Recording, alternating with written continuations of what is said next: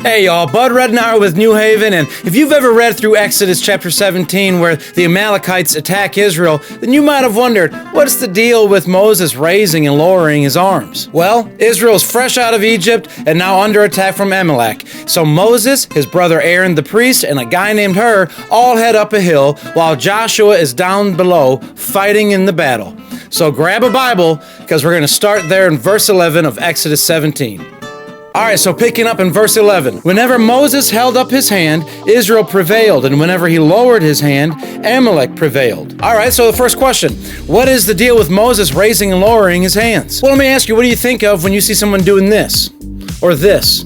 You think of prayer. It's a prayer posture. Well, the ancient Hebrew position of prayer was outstretched arms, like this. Now, I will agree that this is usually the point that most pastors will make with this story, that this is a demonstration of the power of prayer. And so, yeah, I do agree with that. As Moses' hands are lowered, we get to see that we need to be diligent in our prayer life. Prayer has the power to change things. This is the most obvious and clear picture that we see that battles are either won or lost based upon prayer. And then verses 12 and 13, but Moses' hands grew weary, so they took a stone and put it under him, and he sat on it, while Aaron and Hur held up his hands, one on one side and the other on the other side, so his hands were steady until the going down of the sun. And then verse 13, and Joshua overwhelmed Amalek and his people with the sword. You see a quick note here? Joshua's down in the battle. He's fighting. He's in the thick of it. So you think that would get pretty exhausting. But this shows us that prayer is a struggle. The Bible never says that Joshua's hands grew weary in battle, but rather Moses's through prayer. You see, the struggle is not only to pray without ceasing, but just to pray at all. It reminds me of my dad saying how I would be surprised how many people would rather throw $5 at a problem than spend 5 minutes praying over it. Prayer is a struggle. All right, verse 14. Then the Lord said to Moses, write this as a memorial in a book and recite it in the ears of Joshua, that I will utterly blot out the memory of Amalek from under heaven. Okay, verse 15. And Moses built an altar and called the name of it, the Lord is my banner. Question number 2. What is a banner? Well, remember, Israel is now officially a conquering army, and Moses could have called that altar anything. The Lord is my refuge, the Lord is my strength, the Lord is my joy. But no, he calls it, the Lord is my banner. You see, it wasn't that long ago that we had wars fought just hand to hand with swords and shields. Your infantry would go out and fight, and so there's no way that you're going to hear the orders or commands given to you by your general or captain or whoever. So what did they do? Armies would have a banner or a flag, and this banner would be raised up for the soldiers to see. As long as the banner was raised and could be seen, the soldier would be able to get his bearings, he'd know his instructions, he'd get his cues from the banner.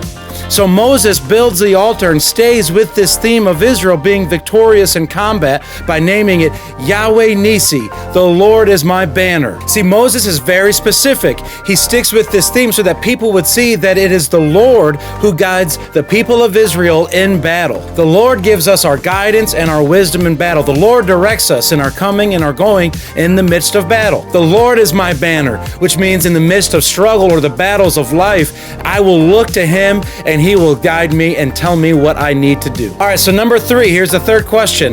Where is Jesus in all of this? Well, we need to ask the very same question that I asked the very first time I ever laid eyes on my wife, Amber.